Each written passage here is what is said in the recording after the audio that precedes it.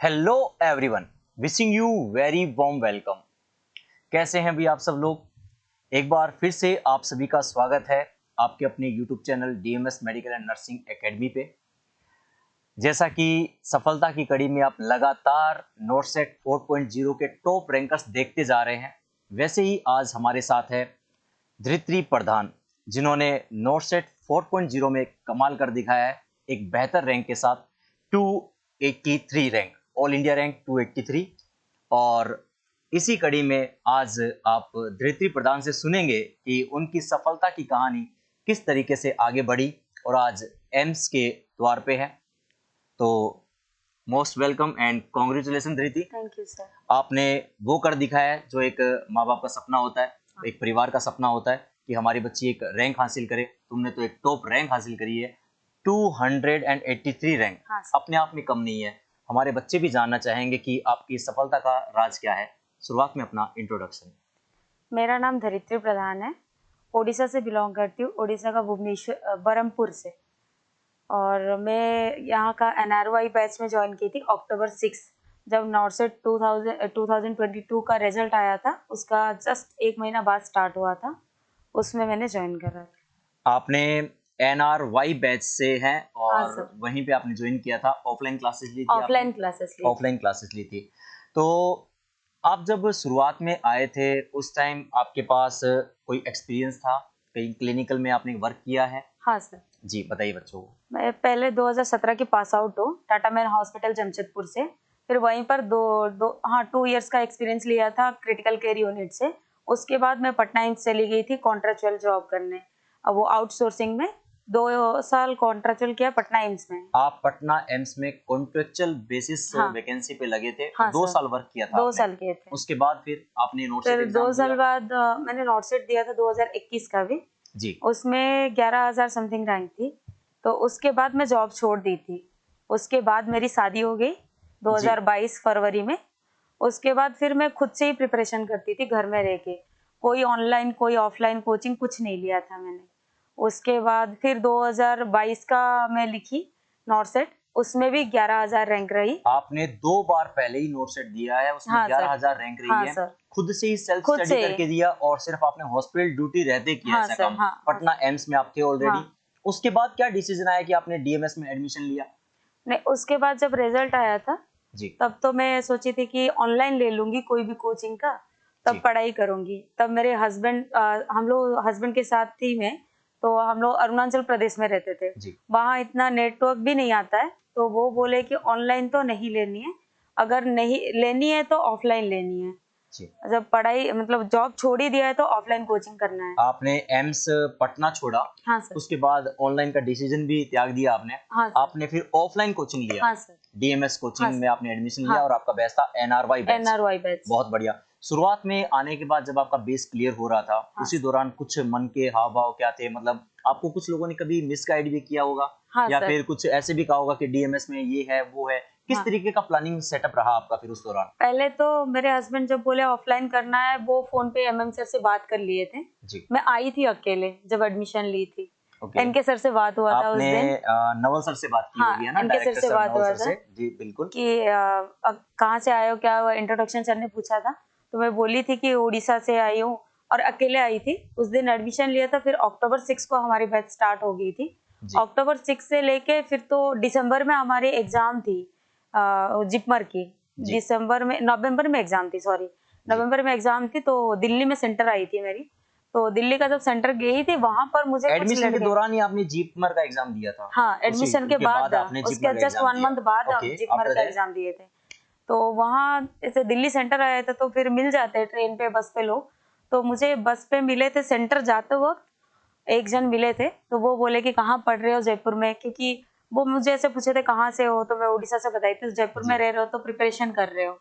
तो मैं बोली थी कि मैं डीएमएमएस से कर रही हूँ। तो उन्होंने बोला था कि आप गलत कोचिंग ज्वाइन कर लिए। जी। तो आप फिर बिल्कुल एकदम प्रैक्टिकल होकर के सारी बातें नहीं, हमारे ये सच ऑडियंस से है। कह रहे हैं, हमारे बच्चों से कह रहे हैं। हाँ। ये बिल्कुल एक वेल ट्रूथ तो स्टोरी फिर है भाई। हाँ, तो उन्होंने फिर कोई कोचिंग मेरे को रेकमेंड की, आप गलत कोचिंग ज्वाइन कर लिए, ये कोचिंग ज्वाइन करना चाहिए था, आप गलत कोचिंग में फंस गए, कुछ नहीं होने वाला, आपका अभी भी ऐसा रहेगा। उतना बात के बाद मैं जब आई थी, मेरी फ्रेंड से भी शेयर की थी, मेरे हस्बैंड से भी शेयर की थी। तो फिर मेरे एक फ्रेंड जॉब लगा हुआ है, जी। वो खुद से पढ़ के लगा हुआ है एम्स देवघर में, जी। तो उससे भी शेयर की थी। और मेरे हस्बैंड ने पहले बोला कि जो कोचिंग ज्वाइन हम कर लिए हैं, अब उसी पे भरोसा करके जो पढ़ना है उसी से पढ़ना है। फिर मेरी फ्रेंड लोग भी यही बोले कि अब ज्वाइन कर लियो तो उसी से पढ़ना है। जी। फिर मेरे हस्बैंड ये भी बोले कि अब जो तुमको पढ़ा रहे, तुमको लग रहा है अगर नया चीज है, तुम सीख रहे हो तो उसी से पढ़ना है, और बिल्कुल। इधर उधर का सोचना ही नहीं है कि दूसरा कोचिंग चले जाए या कुछ चले जाए, कुछ नहीं। फिर मेरा हस्बैंड बहुत समझाया मुझे। फिर उसके बाद कुछ दिन बाद मैं भी खुद ये सोच ली कि जो कोचिंग में आई हूँ उस कोचिंग से उसमें ही टीचर्स पढ़ाई पे करूंगी। भरोसा हाँ, करना है। जैसे भी पढ़ाए वो टीचर, क्योंकि टीचर है पढ़ा रहे हैं तो कुछ तो होगा। बिल्कुल। फिर उसी में टिके रही और यहीं के पढ़ के नौकरी लग गई। बहुत अब बढ़िया। मैं डाइवोट हो जाती तो फिर दूसरी कोचिंग चली बिल्कुल, जाती। बिल्कुल। आपने अपनी बात से सहमति रखी और एक दूसरे की बातों से सुनने भी आता है कि हाँ। बच्चे भी अक्सर मैनिपुलेट हो जाते हैं। सुनते हैं कि वहाँ ये नहीं होगा, वहाँ वो नहीं होगा। आप इतने रैंकर्स देख पाते हैं यहाँ पे डीएमएस की कोचिंग के अंदर। अक्सर हम किसी न किसी एग्जाम के अंदर टॉप कर आते हैं। पीछे निग्रिम्स का जब एग्जाम हुआ था तब हमारी ऑल इंडिया रैंक फर्स्ट आई थी। तो ये भी अपने आप में कम नहीं है। हर एग्जाम में लगातार हमारे बच्चे टॉप करते जा रहे हैं। अनडाउटेडली जब बच्चे ऐसी बातें करते कि यहाँ कुछ नहीं, वहां कुछ नहीं, तो मैं अब इन्हीं बच्चों से यही कहना चाहूंगा, आप इन सब बातों से हट जाइए। आपको इन बातों से कोई मतलब नहीं होना चाहिए। आप जिस संस्थान पे भरोसा कर रहे हैं, जैसे इन्होंने डीएमएस की संस्थान पे भरोसा किया और आज आपके सामने है, और वो भी एक बेहतर रैंक के साथ। नोटसेट 4.0 का जो एग्जाम था, जैसा कि सब बच्चे कह रहे थे सर बहुत टफ एग्जाम था, इवन की जितनी सीट्स थी उतने बच्चे क्वालिफाई भी नहीं कर पाए, इतना टफ एग्जाम था। उस टफ एग्जाम के अंदर 283 रैंक लाना अपने आप में बड़ी बात है। ये भरोसा बताता है डीएमएस पे, ये आपका विश्वास बताता है कि डीएमएस पे कि हम किस कदर से टॉप रैंक हर दिन हासिल करते हैं। धृति प्रदान से और बातें करते हैं अपन इसी कड़ी के अंदर। कुछ सवाल भी चटपटे सवाल होंगे इनसे। तो धृति एक बात बताए, आपने जब यहाँ पे एडमिशन ले लिया था, हाँ। उसके बाद आपने अपने आप में क्या फर्क महसूस किया? यहाँ पे क्लिनिकल फील्ड भी कुछ बातें करवाई जाती है, हाँ। इमेज बेस्ड क्वेश्चंस भी आपको हाँ, करवाए जाते इमेज हैं, बेस्ड तो इसके हर अलावा टॉपिक टेस्ट के सीरीज होता है। चलती है यहाँ पे, टेस्ट सीरीज भी है ना? होती है। आपने टेस्ट सीरीज के अंदर जब एडमिशन यहाँ पे टेस्ट सीरीज जब आप दे रहे थे, हाँ। उस दौरान आपकी रैंक क्या रहती थी शुरुआत में और फिर बाद में क्या रैंक रही? मेरा तो हमेशा ही 25 के अंदर ही रहा आप है टॉप बस। 25 में रहे हैं हाँ, हमेशा से? और फंडामेंटल में आई थी 10। जी। उसके बाद 25 के अंदर ही रहा है, उससे बाहर तो नहीं जी गया है जी। रैंक। फंडामेंटल में आपकी 10 रैंक हाँ, है, मतलब 10 फंडामेंटल रैंक। का जब इंडिविजुअल टेस्ट हुआ हाँ, तो इंडिविजुअल जी में। बिल्कुल। फंडामेंटल की यहाँ पे दो फैकल्टी है, कुछ हाँ। विचार रखना चाहेंगे आप? दोनों फैकल्टी है हमारे पास, एक एमजे सर है, मनीष जेत्रवाल सर, और एक हमारे एलबीएस सर। हाँ। आप दोनों के बारे में विचार रख सकते हैं। सर दोनों टीचर अपने आप में बेस्ट है, बिल्कुल। पर मेरे तो फेवरेट एलवीएस सर है। आप एलबीएस सर के बारे में बात कर रहे हैं। LBS sir Lokesh Bhardwaj sir हमारे यहाँ टॉप मोस्ट फैकल्टी है। फंडामेंटल ऑफ नर्सिंग की शुरुआत उन्हीं से होती है, फंडामेंटल की। हाँ। उसके बाद आपको एमजे सर मिलते हैं, मनीष जेत्रवाल सर मिलते हैं। हाँ। दोनों के पास फंडामेंटल के टोटल मैं जितना मानता हूँ 50+ अबव टॉपिक्स हैं। हाँ। और इतना काफी है आपके नोट सेट तक पहुंचाने के लिए। पहले जब हमारी एलबीएस सर की क्लास लगी थी जी।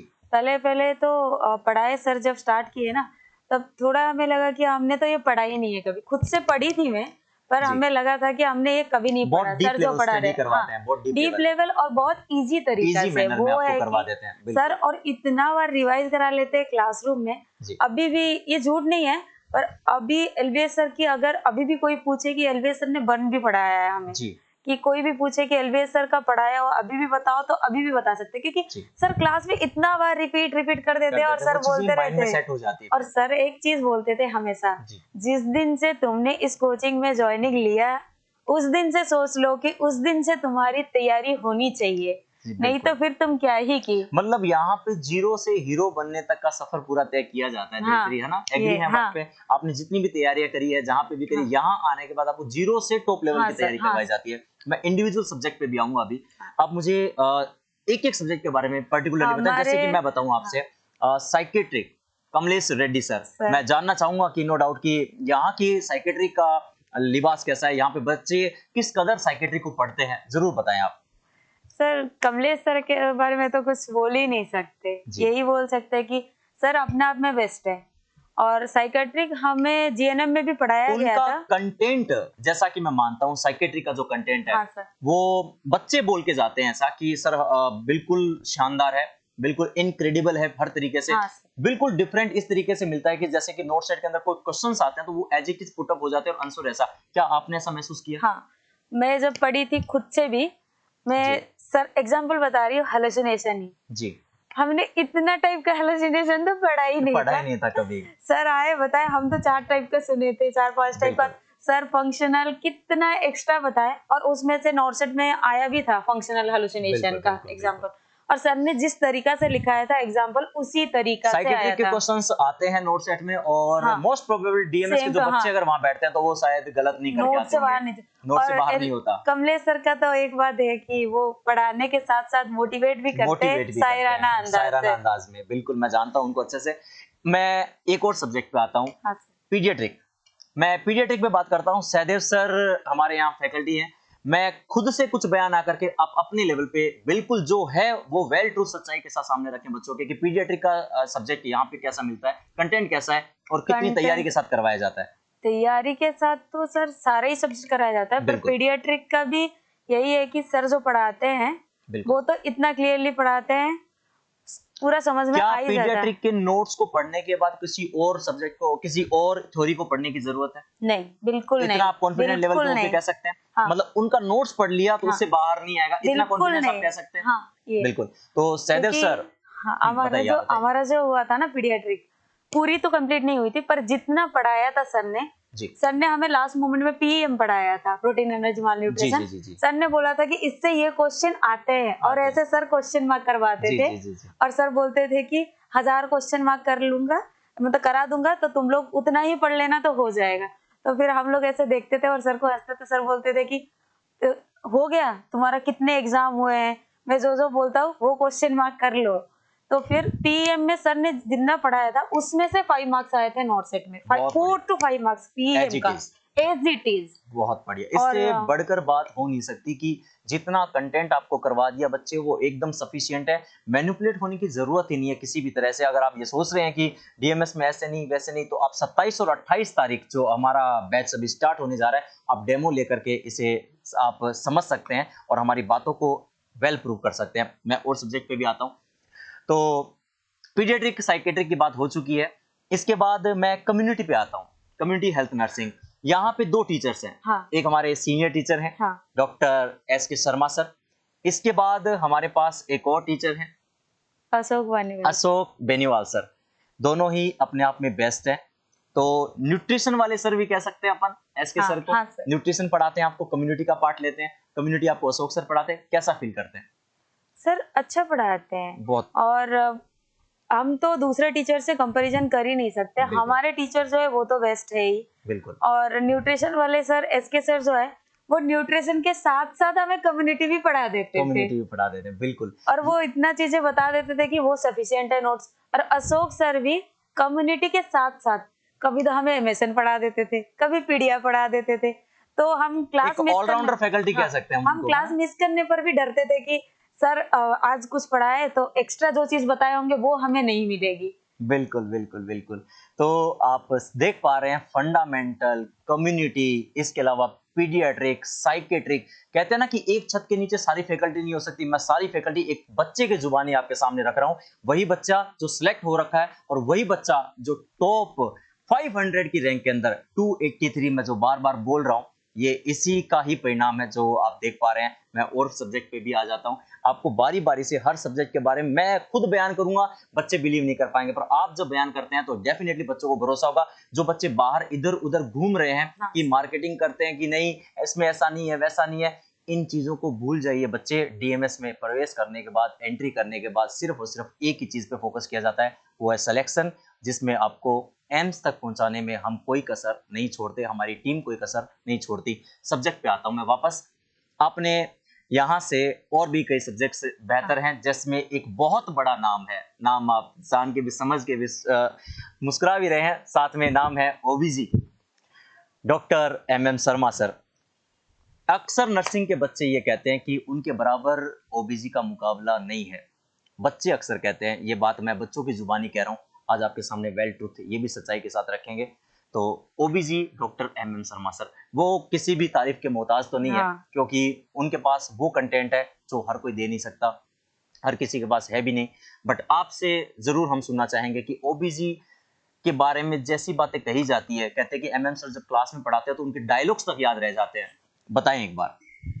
सर वो तो मुझे क्या, वो जो बच्चे पढ़ के भी गए हैं, मैं ऐसे जिसको बोली कि एम्स में एक बच्चा था जो पढ़ के गया है यहाँ से, मैं बोली कि मैं डीएमएमएस में ले रही हूँ जी। एडमिशन, तो सर का डायलॉग ही बोल दिया, शानदार जबरदस्त जिंदाबाद। सर का डायलॉग बोला है, वो शानदार जबरदस्त जिंदाबाद। अक्सर टीचर्स के वो मुंह पे भी रहता है ये ऐसे डायलॉग। बोलते ही साथ वो उन सर का डायलॉग बोल दिए, तो फिर सर का तो पढ़ाया हुआ याद रहेगा ही रहेगा। सर का डायलॉग तक जिसको याद रहता है पढ़ाया हुआ, तो क्या ही बात है मैंने सर। ये सुना है बच्चों से कहते हुए कि सर जब हम ओबीजी के क्वेश्चन सोल्व आउट करते हैं तो हमें अगर कोई बात याद नहीं आती ना तो सर का डायलॉग दिमाग में आ जाता है, तो हाँ उससे भी आंसर सी हो जाता है। हाँ क्या ये सच है? हाँ, और एग्जाम्पल, और एग्जाम्पल, बिल्कुल सर एग्जाम्पल कैसे रियलिटी बोल बेस्ड सकते हैं? एग्जाम्पल। रियल बेस्ड एग्जाम्पल देते हैं जिससे बहुत सारी चीजें वही सोल्व आउट हो जाती है। तो ये एक अपने आप में सच्चाई है कि टॉप लीडरशिप भी अपने आप में कमाल करती है। डॉक्टर एम शर्मा सर अपने आप में तारीफ के मोहताज नहीं है, इन्होंने बहुत कुछ करके दिखाया अपने आप में। ना जाने कितने स्टूडेंट्स होंगे इनके अलग अलग जगह पे। तो ओबीजी के बाद में हम एक और सब्जेक्ट पे आते हैं, मैथ और रीजनिंग। हमारे मित्तल सर भी हैं। हाँ तो उनका कितना मतलब रहता है टारगेट, क्योंकि वो 20 जो क्वेश्चंस आते हैं वो आपकी टॉप रैंक डिसाइड करते हैं। हाँ, आपकी टॉप रैंक के अंदर है, तो आपने उनकी मैथ और रीजनिंग की क्लासें क्या पूरी ली थी? मैं तो सर हमारे उतनी लगी नहीं थी, पर रीजनिंग की पहले लग गई थी हमारी रीजनिंग की क्लास। क्लासें, हाँ तो बिल्कुल। मैं और मेरी दोस्त तो हमेशा ही रहते थे रीजनिंग का क्लास में, जी क्योंकि जी, हमें ऐसा लगता था कि रेलवे और ये कुछ साइड से नया अगर सीखने को होता मिलेगा तो। बिल्कुल वहां पे। और मेरे हस्बैंड को मैं ऐसे बोल दिया यार रीजनिंग की क्लास लग रही है, तो जी वो ऐसे बोलते थे कि हर क्लास अटेंड करनी है क्योंकि कोचिंग करने गई है। बिल्कुल। वो मेरे को ऐसे बोलते थे कि रूम में रह के करना ही क्या है, पर हर क्लास अटेंड करनी है। और हमारा जब नॉट सेट लगा था, मैं रीजनिंग की कुछ क्लास करके ही घर चली गई थी, उसके बाद मैथ का क्लास लगी थी, मैं मई मई घर चली गई थी कुछ रीजन की वजह से। तो जितना रीजनिंग पढ़ाया था सर ने, इस बार तो मैथ की इतनी क्वेश्चन नहीं आई थी, रीजनिंग की आई थी, पर मेरे रीजनिंग की एक भी क्वेश्चन गलत नहीं है। बहुत अच्छा, क्योंकि नोट सेट 4.0 में मैंने भी सुना कि रीजनिंग ज्यादा हाँ थी। अनडाउटेडली रीजनिंग का जो आप अगर क्वेश्चन प्रैक्टिस अच्छे से भी करते हैं, मैथ रीजनिंग की क्वेश्चन प्रैक्टिस अच्छे से करते हैं, तो नोट सेट का जो आने वाला एग्जाम भी होगा उन पे भी पूरा फोकस रहेगा। क्योंकि ये वो 20 क्वेश्चन है जो आपके टॉप रैंक डिसाइड करते हैं। अक्सर बच्चे कहते हैं कि मुझे ये एम्स चाहिए, मुझे एम जोधपुर चाहिए, दिल्ली चाहिए। अगर आपको अपनी चॉइस का एम्स चाहिए तो आपको रीजनिंग और मैथ जैसे सब्जेक्ट को हाँ कभी भी दरकिनार नहीं करना है, उसे हमेशा पढ़ते रहना है। क्या मैं सही कह रहा हूँ? हाँ सर। बिल्कुल। एक और सब्जेक्ट पे आते हैं जिसके बारे में चर्चा रहती है ज्यादातर, मेडिकल सर्जिकल नर्सिंग, एमएसएन। हाँ कुछ कोचिंग्स में ऐसे कहते हैं कि हमारे पास सिंगल फैकल्टीज है, एक फैकल्टी सारी करवा देती है। हमारे पास मेडिकल सर्जिकल के लिए ऑलमोस्ट 6 फैकल्टीज है। हाँ सर। 6 फैकल्टीज है अलग अलग। जैसे मान लीजिए कोई टीचर कार्डियो पढ़ा रहे हैं तो कार्डियो में भी अपने आप में वो एक स्पेशलिटी आपको प्रोवाइड करवाते हैं। मैं नाम भी उनका लेना चाहूंगा, अपने नीतीश को। All time favourite Kumawat sir. एक बार कार्डियो के बारे में एक बार बताएं कि कार्डियो का नॉलेज आपको कैसा और कैसा अनुभव हुआ? उन्होंने ईसीजी भी आपको करवाया था, हाँ तो कार्डियो में कैसा रहा आपका? सर, पहले तो मैं कार्डियो पढ़ी ही नहीं थी खुद से, क्योंकि मेरे को समझ आती नहीं थी, जी और ईसीजी तो सबके समझ से बाहर ही होती है। पर सर हमें जब पढ़ाए थे जी, तब तो उसके बाद ईसीजी भी मेरा करेक्ट हुआ था एग्जाम में। हमारी ईसीजी का क्वेश्चन भी आया था। क्लास टेस्ट भी जब लगी थी जी तब भी ईसीजी का आंसर मेरा करेक्ट था, और नॉट सेट में भी करेक्ट था, क्योंकि ईसीजी सर ने इतना अच्छे से पढ़ाया था। साथ में सर एक फ्लो चार्ट बना के बताए थे कि सर ये सर बोले थे बच्चे तुमको ये कभी नहीं बताएगा कभी नहीं कोई। बताएगा, और सही। सर ने वो जो फ्लो चार्ट बताए थे, वो चार्ट को अगर कोई भी याद रख लिया ना, उसका ईसीजी सच में कभी गलत नहीं होगा। सर ये बोले थे और ये सच भी है। सच भी है, नो डाउट। तो कार्डियो आपका शानदार रहा है। कार्डियो के क्वेश्चन अब भी आपसे करवा लिए जाए तो सर गलत नहीं हो। सर नहीं तो होंगे। और सर बिल्कुल बताए थे एंडोकार्डाइटिस से बिल्कुल, पर्टिकुलर क्वेश्चन आया था। एंडोकार्डाइटिस जैसा क्वेश्चन बताया था वैसा का वैसा क्वेश्चन आपके एग्जाम में छपा था, हाँ राइट। मैं और भी बात करूंगा एमएसएन पे। जो कहते हैं कि एमएसएन यहाँ डीएमएस में क्या है, कैसे वजूद कितना रखता है, मैं बताता हूँ आपको। कार्डियो के बाद हमारे पास मेडिकल सर्जिकल में एक बड़ा नाम और भी है। आपने आरडी जानी सर का नाम सुना है? हाँ आरडी सर। सर, हाँ। नो डाउट आरडी सर ने भी आपको एमएसएन के 2 पार्ट करवाए, एक तो नर्वस सिस्टम और और एक एक एंडो। Endocrine system. कितना नॉलेज है?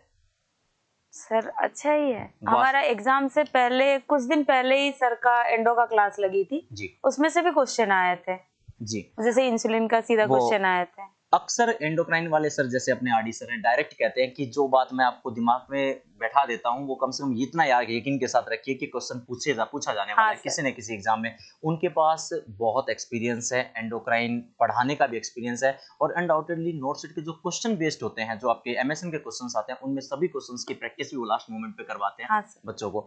तो आरडी सर बिल्कुल बहुत अच्छा फैकल्टीज है, बहुत अच्छे फैकल्टीज है यहाँ पे। इसके अलावा हमारे पास विश्वेंद्र सर हैं, रेस्पिरेटरी और वो एक रीनल सिस्टम भी हाँ, करवाते हैं। आपने उनको भी पढ़ा है अच्छे से। रेस्पी और रीनल के अंदर आपने विश्वेंद्र सर के लिए बताना चाहेंगे कि उन्होंने कितना अच्छे से आपको सारी चीजें करवाई। क्या डायलिसिस का नॉलेज पहले था आपको? हाँ, मैं कर चुकी हूँ, वहाँ आप डायलिसिस काम कर चुकी हूँ, हाँ। तो वहां पे इतनी बातें थी। यहाँ की थ्योरी पढ़ने के बाद में कोई डायलिसिस का अगर क्वेश्चन आता है तो क्या बच्चे गलत कर सकते हैं? नहीं सर। नहीं। तो सारी चीजें हम वन बाय वन करके स्टेप टू स्टेप आज मैं इस इंटरव्यू में आपके सामने रख रहा हूँ, क्योंकि जो बातें मार्केट में है ना, उन चीजों को मैं अगर बच्चे के जुबान से भी अगर सुनाना चाहूँ और वेल ट्रूथ के साथ, तो कम से कम आप मैनिपुलेट तो नहीं होंगे, एक अच्छे संस्थान में आकर के अपनी तैयारी को अंजाम दे सकते हैं इधर उधर भटकने की बजाय। ठीक है, इसका मतलब टीम लाइक तो है। हाँ, यहाँ की टीम, हमारा स्टार्टिंग हुआ था एनाटॉमी से, बेस तो हमारे वहीं से बन गई थी। बेस आपकी वहीं से बन गई थी। और एनाटॉमी मैं झूठ नहीं बोलूंगी, मेरे बैचमेट को भी पता है, क्योंकि मेरे बैचमेट ऐसे बोलते थे कि मुझे ऐसे मेरी बैचमेट एक जन बोली थी कि जब नॉर्सेट में मेरे 11,000 रैंक आई थी, उसका सिलेक्शन नहीं हुआ था, और वो हमारी क्लास की टॉपर थी, मान के चलिए आप। तो वो ऐसे बोली थी कि जब मेरा नहीं हुआ तेरा क्या होगा, क्योंकि ऐसे बोलने के बाद मैं उसको जवाब तो नहीं दी थी सर, कि मैं इंतजार की थी कि कभी तो होगा, कभी तो कहाँ जाएगा। ऐसे मेरे हस्बैंड का डायलॉग है, कभी तो होगा, जाएगा कहाँ। सही है। तो वो बात है। तो हमारे एनाटॉमी जब मैं पहले बार पढ़ी, और पहले बार मैं पढ़ी एनाटॉमी, मैं जीएनएम में भी पढ़ी थी, तो जैसे पास होने के लिए सॉल्व पेपर करते हैं ना, कि ये क्वेश्चन ही इम्पोर्टेंट है आपके लिए, तो मैंने उतना ही पढ़ा था। और यहाँ आने के बाद एनाटॉमी बहुत अच्छे से पढ़ी। और तो एनाटॉमी तो सबको पता है सर, क्लास में ही रिवाइज कराते हैं, बच्चे यही याद करके जाओ। बिल्कुल, एनाटॉमी जैसा सब्जेक्ट यहाँ पे शुरुआत कर देते हैं अपन, क्योंकि सीधी सी बात है कि जब आपका बेस क्लियर नहीं होगा तो बच्चे आप मेडिकल सर्जिकल जैसे सब्जेक्ट को हासिल नहीं कर पाएंगे। एनाटॉमी का बेस क्लियर हो जाता है तो आप बहुत सारी चीजें एक साथ गेन कर लेते हैं। तो एक छोटी सी बात और, आपने ऑनलाइन लिया था कभी? कभी नहीं लिया आपने सर। ऑनलाइन कभी नहीं लिया। आपने सिर्फ ऑफलाइन स्टडी पे भरोसा किया, क्लास स्टडी नोट्स पे भरोसा किया आपने। क्लास नोट्स के अंदर से सारी चीजें आ जाती है, क्या इधर उधर की कुछ भी पढ़ने की जरूरत है?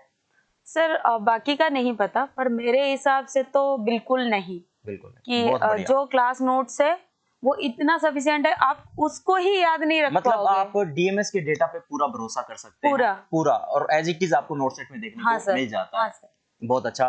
तो धरित्री ने बहुत सारी बातें हमारे सामने रखी है आज के सेशन के अंदर। आपको वन बाय वन करके, जो बच्चे मैनिपुलेट होते हैं बाहर से जा करके, ऐसे सुनते हैं कि यहाँ नहीं, वहां नहीं, वो नहीं, इसका जीता जागता उदाहरण धरित्री प्रधान खुद है, जिसने टॉप रैंक हासिल करके ये साबित कर दिखाया है कि डीएमएस की टीम लायक तो है और यहाँ से हम बहुत कुछ हासिल कर सकते हैं। इसी कड़ी के अंदर मैं आपको कुछ एक दो बातें और बताना चाहूंगा। यहाँ से आप देख पा रहे हैं स्क्रीन के पीछे की साइड में, अगर आप भी धरित्री प्रधान की तरह टॉप रैंक हासिल करना चाहते हैं तो 27 और 28 जुलाई ये डेट आप सेव करके रखेंगे। 2023 सुबह 7:30 बजे आप यहाँ पे आएं और एक दिन आप भी मेरे साथ या अपने डायरेक्टर सर के साथ यहाँ के आप बैठ करके अपनी गुफ्तगू, अपनी सफलता का राज इस हंसी खुशी चेहरे के साथ बयान कर सकते हैं। और आप देखेंगे कि एक छत के नीचे सारी फैकल्टी मौजूद है। आपको मैंने वन बाय वन करके फैकल्टीज के बारे में भी बताया और एक छात्र की जुबानी बताया, तो आप भरोसा कर सकते हैं। बाकी आप डेमो में आएंगे तो आप देख लेंगे और हम सबसे रूबरू होने का मौका मिलेगा। तो इसी कड़ी में अब मैं थोड़ा सा इसी प्रयास को आगे बढ़ाते हुए धरित्री को सम्मानित करना चाहूंगा वेल ट्रॉफी के साथ। और धरित्री, ये आपका वो प्राइज है जो आपके लिए हमेशा प्राइस लेस रहेगा, हमेशा आपके साथ रहेगा, आपको हमेशा मोटिवेट करेगा। हमारी मनोकामना रहेगी कि एम्स जब आपका मनपसंद मिल जाए उसके बाद आप जल्दी से एसएनओ की तैयारी भी करके एसएनओ लग जाएं। आपके परिवार को बहुत बहुत शुभकामनाएं। आपके हस्बैंड जिन्होंने आपका बहुत साथ दिया इस पूरे कामयाबी के अंदर, उनको बहुत बहुत तहे दिल से धन्यवाद। आपके माता पिता जिन्होंने आपको यहाँ पे भेजा, जिन्होंने आपको यहाँ तक बिल्कुल आपका बेस क्लियर करके यहाँ तक पहुँचाया, उनको बहुत तहे दिल से प्रणाम, नमस्कार मेरा। और जिस कॉलेज से आप पढ़ के आए हैं उन कॉलेज के सभी गुरुजनों को मेरा नमस्कार। तो Dharitri, thank you sir. Bless you बच्चे।